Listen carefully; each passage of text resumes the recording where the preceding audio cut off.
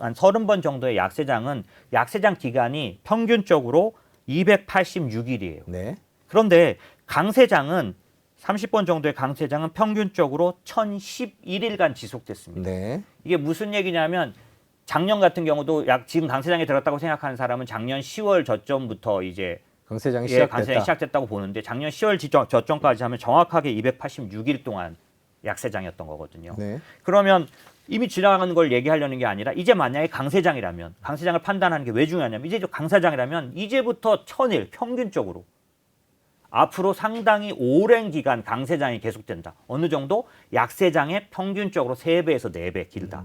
그러니까 지금 우리가 하락해서 위험을 관리했던 것보다 이제 우리가 들어가면 누릴 수 있는 혜택이 최소한 3배에서 4배가 더 길게 강하게 주어질 거니까 내가 중간에 판단이 늦어서 이미 강세장이 진행되다가 들어가는 것보다는 어느 정도 이 강세장을 충분히 수혜를 입는 게 좋겠고, 만약 내가 자칫 잘못 판단하더라도 강세장이 맞다면 이거를 복구할 수 있는, 왜냐하면 내가 잘못 종목을 샀는데 이게 길게 올라가는 게 아니면 나는 손해만 보고 끝나지 않습니까? 네. 하지만 강세장이 계속된다면 내가 그것을 커버할 수 있는 기회가 있으니 지금 어느 정도 적극적인 판단을 하는 게 굉장히 중요하다라는 거고, 대부분 강세장이라고 판단이 되면 어떤 생각을 하게 되냐면 지금 오르는, 앞으로 오를 종목을 보게 되거든요. 근데 약세장이라고 판단을 하면은 베어마켓 랠리에 대비하는 거니까 안전한 거, 뭐 연준이 긴축을 선언해도 덜 빠질 거, 이런 것들을 이제 찾다 보니 만약에 강세장으로 들어갔을 때 걔네는 거의 오르질 못합니다. 지금 최근에 나스닥이 한 34% 올랐고 S&P가 작년 10월부터는 20% 올랐지만 올해는 한 10% 정도 지금 올라 있는데, 요 상승 종목들을 보면 전체적으로 업종이 작년에 상승 업종과는 뒤집어져 있는 상황이죠. 에너지 같은 것들이 바닥에 가 있고, 그 다음에 필수 소비재가 못 오르는 부분이 좀 있고, 대신 IT, 경기 민감, 이런 쪽들이 올라가고 있는 것들, 커뮤니케이션, 메타가 그쪽이니까 그런 식으로 움직이는 걸 보니까 볼 수 있거든요. 그러니까 결국 강세장에 투자하는 요건과 약세장에 투자하는 요건이 다릅니다, 사실. 네. 약세장은 위험 관리가 상당히 중요한, 그 다음에 짧게 투자해야겠죠. 강세장은 미국의 기록대로 하자면 길게 가기 때문에 더 보유하고 버티는 게 오히려 남는 거일 수 있겠고요. 올라가는 종목들도 초기 강세장으로 전환했을 때는 사실 지금 시장에서 왜 대부분의 월가 사람들이 어떤 말을 하냐면, 만약에 강세장이라면 이렇게 몇몇 종목만 올라가지 않다. 어떤 그 상승 종목의 폭이 너무 좁다는 얘기를 자꾸 하거든요. 네, 네. 그런데 제 얘기가 아니라 그 다무다란이라는 미국의 유명한 교수님이 거기다 종지부를 딱 찍어주셨어요, 지난주에. 아니다, 내가 조사해봤더니 지금까지 강세장은 초입에는 언제나 10% 내외 종목만 계속해서 오르는 장이 반드시 펼쳐졌다. 네. 이렇게 말했던 거죠. 저도 제가 봐왔던, 지금까지 20몇 년 동안 봐왔던 여러 번의 강세장에서 강세장 전환 초기에는 사람들의 심리가 강세장을 인정하지 않습니다. 지금과 똑같이 아니야, 아직 강세장 요건이 안 됐어 라고 말을 하기 때문에 언제나 그럴 때 투자를 할 때는 누구라도 어떻게 하냐면 확실한 종목만 투자하게 돼요. 아까 테크주들이 이익이 2분기, 3분기 뒤가 좋아질 게 분명한 것들을 보면서 그런 것들에만 돈이 들어가죠. 그러니까 강세장 초기는 언제나 10%밖에 안 되는 몇몇 업종, 종목만 아주 천정까지 오르는 그런 경향을 갖기 때문에 두려워서도 못 들어가고, 하지만 잘 생각해 보시면 그렇겠구나. 대부분 모든 사람의 인식이 바뀌지 않았으니 두려워하는 사람들이 많고, 아직도 확실하게 강세장에 대해서 그러기 전에는 좀 더 실적이 확실한 거를 더 베팅하는 경향이 있기 때문에 그런 종목과 업종은 집중적으로 오르는 경향이 있으니, 지금 강세장을 우리가 판단해야 하는 이유는 어떤 면에서는 이런 수혜를 입으려면 어느 정도 판단이 필요하다는 거죠. 그러면 예전 강세장의 역사를 좀 짚어보겠습니다. 물론 예전과 지금 강세장, 지금 시장 상황이 많이 다르기 때문에 뭐 고지고대로 적용하기는 힘들겠지만, 초기에 그렇게 일부 종목에 몰리고 그게 점점 확산되나요? 다른 종목까지? 그래서 전반적으로 다 올라가는 맞습니다. 건가요? 네네네. 2년 전에 썼던 책에 투자의 지도에 보면 사계절 사이클이라 그래서 봄이라고 말하는 금융장세가 있고, 이게 전형적인 금융장세, 돈으로 올라가는 거죠. 돈을 푸니까 올라갑니다. 강세장은 보통 그렇게 시작돼서 그 다음에 돈을 풀었고 금리를 내렸으니까 기업들이 실제로 실적이 좋아집니다. 그래서 그래서 두 번째 사이클은 실적 장세라 그래서 이제부터는 진짜로 실적 좋은 기업들이 오르는. 그러니까 앞부분은 잘 생각해 보시면 처음에는 기업 실적이 좋아지기도 전에 경기가 좋아지기도 전에 오르는 거니까 이건 뭘로 오를까요? 유동성으로 오르죠. 그러니까 이때는 실적을 따지는 건 무의미합니다. 사람들이 오른다고 믿는 것들이 오르는 거죠. 그래서 이때는 전형적인 대형주장입니다. 왜냐하면 사람들이 소형 기업이 탄탄하다고 믿을 리가 없잖아요. 지금 빅텍이 올라갈 때 이것도 전형적인 현상이에요. 아, 쟤는 앞으로 인공지능이 될 때 나중까지도 수혜를 입을 게 틀림없어 라고 믿어지는 거죠. 규모로 볼 때도 애플 같은 것들은 올해 쉬지도 않고 30% 40% 계속 올라가고 있는데 이것도 전부 다 믿음이죠. 근데 유동성에 의해서 오르는 경우에는 대부분 다 이렇게 대형주 위주로 유동성에 의해서 올라가는데 이게 이제 진짜로 실적이 받쳐주는 사이클이 온다는 거죠. 그러면 그때부터는 저희가 실적 장세라고 하고요. 이때는 정말 실적 좋은 놈들이 좋은 실적을 발표하면서 올라가게 돼요. 그래서 이런 실적 장세는 굉장히 전형적으로 중소형주들이 상당히 오르는 장이 됩니다. 왜냐하면 어닝 서프라이즈는 규모가 그러니까 큰 거보다 작은 것에서 더 몇 배가 나올 가능성이 커요. 경기가 좋아졌기 때문에 경기가 좋아질 때 작은 기업들의 이익 배수라든지 실적 그런 것들은 훨씬 더 좋게 보이기 때문에. 근데 이 당시에 또 어떤 문제가 있냐면 사람들이 앞부분처럼 부도를 두려워하지 않아요. 그런데 이 작년도는 저도 나자빠질 만큼 금리를 올리는데 주가가 내려가는 거예요. 이런 건 저도 처음 본 거죠. 왜 그러냐? 이 금리를 올리는 이유가 예전에는 3번, 4번에 걸쳐서는 경기가 좋아졌기 때문에 금리를 올려서 유동성을 조절하려는 거였거든요. 작년은 금리를 왜 올렸냐? 유동성을 조절하려는 게 아니라 인플레이션을 잡으려는 거예요. 처음으로 40년 만에 처음으로 인플레이션을 잡는. 지나간 30년 동안 저는 3%, 4%대 인플레이션은 늘 보아왔지만 작년에 나타났던 10%대, 9%대 인플레이션은 처음 봤거든요.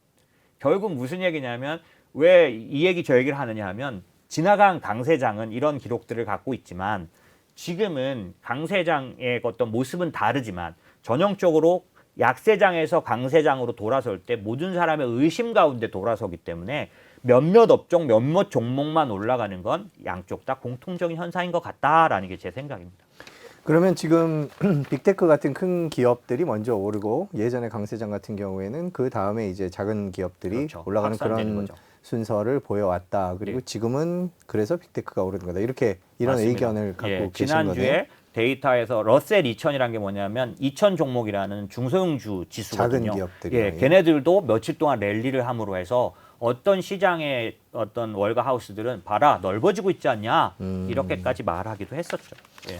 그렇군요. 그러면은 이제 구체적으로 좀 투자를 생각하시는 분들을 위해서 얘기는 뭐 지금 이미 다 말씀을 해주셨는데 지금 투자는 빅테크나 뭐 이런 쪽 IT나 뭐 이런 10%의 인기 있는 업종, 섹터 이런 쪽에 집중을 해야 되는 건가요? 저는 그렇게 생각합니다. 예를 들어 질문을 이렇게 주셨다면 지금 이렇게 많이 올랐는데 그러면 지금이라도 오른 걸 따라가야 되나요? 아니면 이렇게 많이 올랐으니 안 올라간 걸 찾아야 될까요? 이렇게 물어보실 수도 있을 것 같은데 지금 어떤 우리 보시는 분들은 그런 질문이 드실 것 같은데 여기에 대한 대답은 무난한 대답을 드릴 수가 없네요. 왜냐하면 올랐어도 오른 걸 쫓아가야 됩니다 하는 게 제 대답입니다. 네. 지난번 제가 출연했을 때 이제 비슷한, 그러니까 그때도 지금 정도는 아니었고 나스닥이 요즘 조금 올라서 오르는데 이거 어떻게 봐야 합니까라는 얘기였었거든요. 그때도 저한테 어떤 종목을 사야 합니까라고 물어보셨을 때 제가 뭐라 그랬냐면 정부가 투자하는 종목을 사야 한다.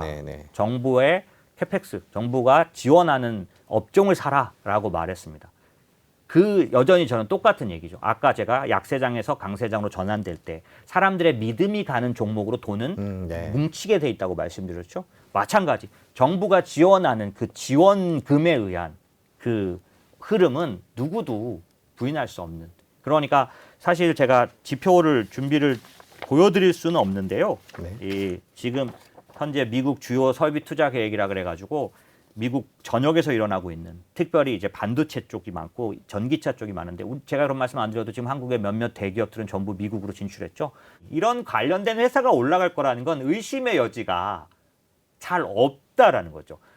한 달, 두 달 전에 2차 전지가 굉장히 많이 올랐던 이유가 한두 달은 안 더 됐네요. 이런 이유가 뭐냐면 이 IRA 법에 의하면 지금 한도가 이제 6월 달에 발표나니까 아직 한도는 발표 안 났지만 만약에 한도가 없다고 치면 LG 디스플레이가 LG 그 LG 솔루션 같은 경우에는 앞으로 5년간 벌 수 있는 돈이 10조, 20조에 가까이 이렇게 가는 이런 정도의 그 보조금을 받을 수 있다는 게 이미 계산이 되기 때문에 그런 것 때문에 올랐던 거 아닙니까? 이런 것처럼 제가 지금 2차 전지를 추천하고 있는 게 아니라 이런 것처럼 시장은 잘 살펴보시면 명확하게 돈이 쏟아질 곳으로 주가도 오르고 있다는 사실이죠. 그러면 얘도 또 오르고 또 다른 투자를 늘리나요? 아니죠. 지금 투자는 이미 공개됐죠. 업종은 공개됐죠.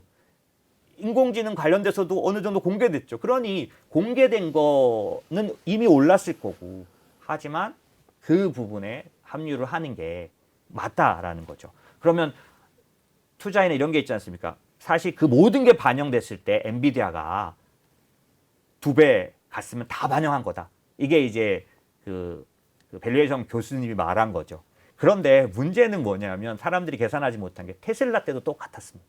똑같이 다모다란 교수와 테슬라가 서로 간에 서로 논쟁을 하진 않았지만 테슬라 가격에 대한 다모다란의 교수의 평가가 있었어요. 이제 테슬라 끝이다. 여기가 다 온 거다.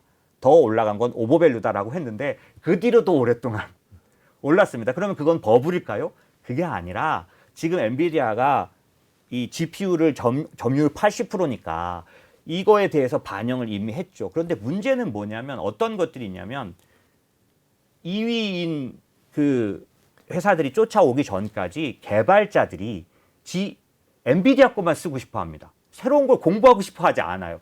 그럼 지금 생성형 인공지능을 통해서 사업을 하려는 모든 회사들이 전부 다 엔비디아 기반의 GPU를 사용하는 기간이 앞으로 1년, 2년 지어질 테니 이런 식으로 지금 당장의 점유율로만 계산할 수 없는 초과 승수 효과가 지금 테슬라 같은 경우는 뭐가 나타나고 있냐면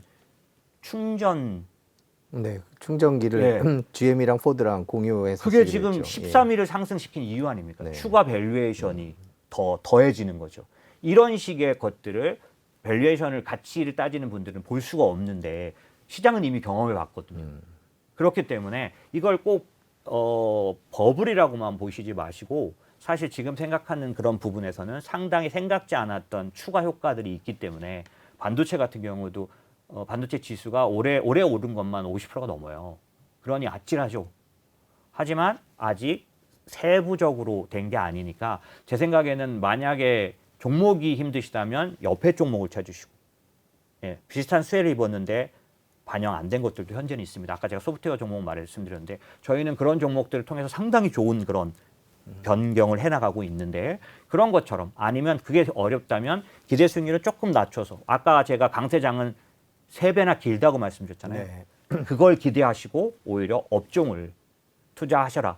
왜 이렇게까지 말을 하냐면 제발 너무 올랐다 이거 버블이다 이러면서 초기에 이런 때 진입하는 거를 포기하지 마시라. 왜냐하면 안 그러면 코로나 때 정말 제가 제일 안타까웠던 게 3,300에 대부분 들어갑니다. 코스피 기준으로. 3,000이 넘어서 다 들어가 있었어요. 그러니까 3,300 겨우 가고 내려가기 시작했단 말이죠. 제발 중간이라도 들어가자. 저는 그런 생각입니다.